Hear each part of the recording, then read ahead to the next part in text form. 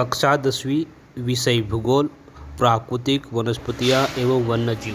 नमस्कार दोस्तों, आज हम कक्षा 10वीं विषय भूगोल लेसन नंबर 7 प्राकृतिक वनस्पतियाँ एवं वन्यजीव के बारे में सीखेंगे। तो यहाँ पर इस पाठ में प्राकृतिक वनस्पतियाँ एवं वन्यजीव के बारे में देखने के लिए यहाँ पर भारत में और ब्राजील में वहाँ पर किस प्रकार की वनस्पतियाँ पाई जाती हैं, वन्यजीव किस प्रकार के हैं, उसकी विविधता क्या है, इसके बारे में हम लोग जानकारी प्राप्त करें। यहाँ पर सबसे पहले यहाँ पर जैसे कि प्राकृतिक वनस्पतियाँ एवं वन्यजीव का ये लेसन जो पढ़ना अपन करते हैं, तो यहाँ पर कुछ चित्र दिखाई देते हैं। तो उसमें से कुछ चित्र ब्राजील के हैं, तो कुछ चित्र किसके हैं, भारत के चित्र दिए हैं, भारत के प्राणी के पक्षी के चित्र दिए। उसमें से कौन से चित्र है, तो पहले कैक्टस है, उसके बाद में रबर है, उसके बाद में सागवन वनस्पति उसका चित्र है, चीर पंछी जो है उसका दिया है। तो यहाँ पर बाघ है और रात में जो है ब्राजील का महाकाय ऐसा प्राणी एनाकोंडा उसकी चित्र दिए है। यही प्राणी पंछी और यहाँ पर प्राणी पंछी देखने के बाद वनस्पति देखने के बाद ऐसा देखा जाता है कि भारत में और ब्राजील में दोनों का क्या है, सामना अपने को देखने के लिए मिलता है। कहीं पर सामना है तो कहीं कहीं पर अपने को ज्यादा करके भारत में और ब्राजील में वनस्पति में प्राणी में विविधता पाई जाती है। ऐसा क्यों है, तो ये विविधता क्यों है, क्योंकि वहां पर जिस प्रकार भारत में होने वाला वातावरण और ब्राजील में होने वाला वातावरण कैसा अलग अलग होता है। जैसे कि देखो यहाँ पर हम लोग देखते हैं ब्राजील में क्या होता है, ब्राजील में लगभग क्या होता है, ब्राजील की भू-आकृतियां और भारत की भू-आकृतियां अलग है। वहाँ का तापमान और यहाँ का तापमान बहुत ही अलग है। तापमान हो गया और आगे क्या दिया है, वहाँ पर तापमान भू-आकृति और वहाँ की वर्षा की बहुत आवश्यक होती है। तो भारत में कहीं पर बहुत ज्यादा वर्षा होती है, कहाँ पर कम होती है। उसी प्रकार ब्राजील में कम ज्यादा होने के कारण हमें ज्यादा करके प्राकृतिक वनस्पतियाँ और वन्यजीव की काफी मात्रा में तफावत देखने को मिलता है। सबसे पहले हम लोग देखेंगे वनस्पति के बारे में देखेंगे। वनस्पति क्या है, ब्राजील की वनस्पति किस प्रकार की वनस्पतियां है और भारत की किस प्रकार की वनस्पतियां है, इसके बारे में सबसे पहले हम लोग देखेंगे। यहाँ पर दिया है, देखो क्या दिया है, जैसे कि विश्व में सबसे ज्यादा जो वनस्पति जो है सबसे ज्यादा ब्राजील में पाई गई। लगभग पूरे विश्व में से 30% के आसपास जो वनस्पतियां हैं वनस्पति जो है कहाँ पर पाई जाती है, ब्राजील में पाई जाती है। और इसीलिए सब बहुत ज्यादा करके और ये बहुत ज्यादा वनस्पति पे है और उसमें विविधता बड़ी मात्रा में पाई जाती है। तो विविधता पाई है और ज्यादा करके यहाँ पर पूरे साल भर में वर्षा होती है।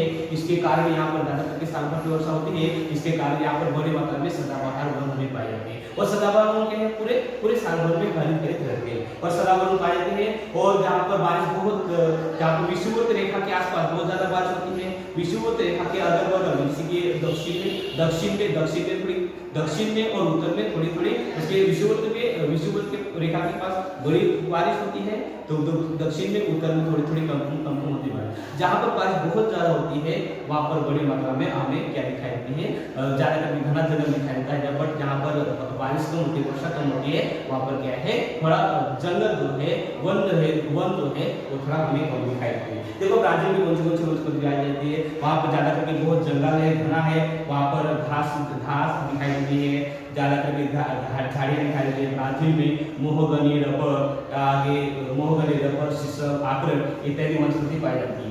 यहाँ पर एक मुख्य भाग मतलब क्या होता है, ब्राजील में बड़ी मात्रा में सबसे ज्यादा पूरे विश्व में से सबसे ज्यादा जंगल पाया जाता है। इसीलिए उसको क्या कहा गया, ब्राजील के सदाबहार वन को क्या कहा गया, विश्व के फूल कहा गया। क्यों कहा गया, क्योंकि यहाँ पर बड़ी मात्रा में ऑक्सीजन की निर्मित होती है और कार्बन डाइऑक्साइड का प्रादुर्भाव कम करने का प्रयास किया जाता है। और ये ऑक्सीजन होते हैं मानव के लिए, प्राणी के लिए बहुत आवश्यक माना गया है। इसीलिए इसको क्या कहा गया है, सदाबहार वन को क्या कहा गया है, विश्व के फुफड़े कहा गया है।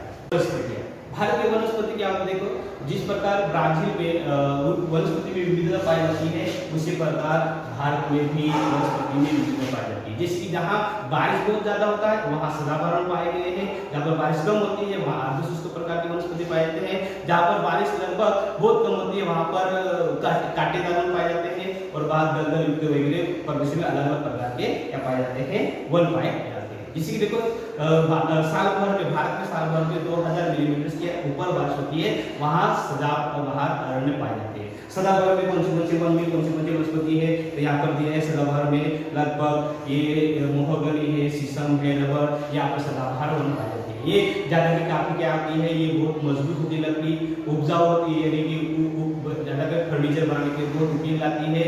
ये इत्यादि यहाँ पर वन में ये वनस्पति पाई जाती है। उसके बाद में जैसे कि 1000 से 2000 मिलीमीटर के आसपास वर्षा होती है, वहाँ पर अर्धशुष्क बहार वन पाए जाते हैं। उसके बाद में जैसे कि पर्णपाती वन है, जैसे कि क्योंकि यहाँ पर 4 महीने वर्षा होती है, तो 4 महीने वर्षा होने के कारण यहाँ पर जब बारिश होती है तब हरियाली लगती है, जब बारिश निकल जाता है तभी क्या होता है, वो पत्ते वगैरह झड़ जाती है, इसीलिए इसको पर्णपाती वन कहते हैं। इसके बाद लगभग 500 मिलीमीटर से कम वर्षा होती है, वहाँ पर कांटेदार वनस्पति, कटेले जैसे कि कौन सा होता है, खजूर हो गया, खजूरी होगी, कैक्टस हो गया, जैसे कि खेर हो गया, बबूल हो गया, इत्यादि प्रकार की वनस्पति पाए गए हैं। इसके बाद में और भी है वनस्पति, जैसे कि खाड़ियों में, जैसे कि दलदल युक्त भागों में बड़ी मात्रा में यहाँ पर भी वन पाए गए हैं। वो वन बनाने करके बहुत हल्के होते हैं, लचीले होते हैं, तेली होते हैं, इसके बड़ी मात्रा में कुछ हल्का सा कुछ भार फर्नीचर के लिए काम में आता है। उसके बाद में देखेंगे ज्यादा करके हिमालयन वन भी होते हैं भारत में बड़ी मात्रा में, जैसे कि हिमालय प्रदेश, उत्तर हिमालय में, जैसे कि जम्मू कश्मीर है, उत्तराखंड है, यहाँ पर बड़ी मात्रा में क्या पाया जाता है, हिमालय वन पाए गए। ये ज्यादा करके शंकुधारी, उसको हिमालय वन को शंकुधारी वन भी कहा जाता है, क्योंकि वहाँ पर क्या होता है, जैसे कि शंकुधारी वहाँ पर बहुत ज्यादा करके बर्फ होती है, बर्फबारी होती है, इसके कारण यहाँ पर उसका आकार शंकुधारी प्रकार का होता है, इसलिए उसको हिमालय वन कहते हैं। ये हो गया वनस्पति के बारे में। वन्य जीव के बारे में देखेंगे। सबसे पहले ब्राजील के वन्य जीव क्या है, इसके बारे में ये सब यहाँ पर ब्राजील में सबसे ज्यादा वन होने के कारण यहाँ पर सबसे ज्यादा वन्य जीव जो होता है ब्राजील पाए गए हैं। यहाँ पर जैसे कि ये जंगल में रहने वाले वन्य जीव, सागर में रहने वाले जीव, और जैसे कि चलो गड़े कीड़े मकोड़े बहुत बड़ी मात्रा में विविधता पाई जाती है। ऐसे यहाँ पर वन्य जीव में सबसे ज्यादा वहाँ पर महाकाय जल युक्त भागों में वन्य जीव पाया जाता है। कौन सा, एनाकोंडा है, गिनी पिग है, पुमा है, जैसे कि उसके बाद में घड़ियाल है, बंदर है, माँ है, इत्यादि प्रकार के वन्य जीव पाए जाते हैं। उसके बाद में जैसे कि सागर में, महासागर में डॉल्फिन पाया गया है, गुलाबी डॉल्फिन, पिराना, स्वार्टफिश वगैरह, पंछी में कौंडा पंछी है, तोते हैं, मकाऊ, राजहंस इत्यादि अनेक कीड़े मकोड़े की काफी यहाँ पर वन्यजीव ब्राजील में पाए जाते हैं। उसके बाद में देखेंगे भारत के वन्यजीव।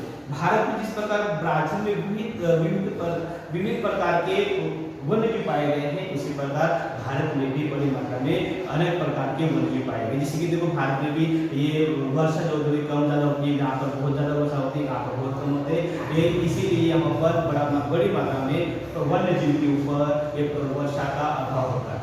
जैसे कि यहाँ पर वन्यजीव कौन से पाए गए हैं, जैसे कि देखो जिस प्रकार पूरे विश्व में ये देखिए पूरे विश्व में ये प्राणी नहीं मिलते, वन्यजीव नहीं मिलते, वो भारत में दिखाई देते। कौन सा, बाघ और सिंह जो होता है भारत में अपने वन्यजीव देखने मिलता है। यहाँ पर क्या गया है, देखो वन्यजीव में जैसे कि ये रेगिस्तान में पाया गया है, जैसे कि बड़े बड़े वनों में हाथी है, यहाँ पर तेंदुआ है, वन्यजीव में पाई गई है, जैसे कि ये मुर्ग बंदर है, इत्यादि वनस्पति पाई जाती है।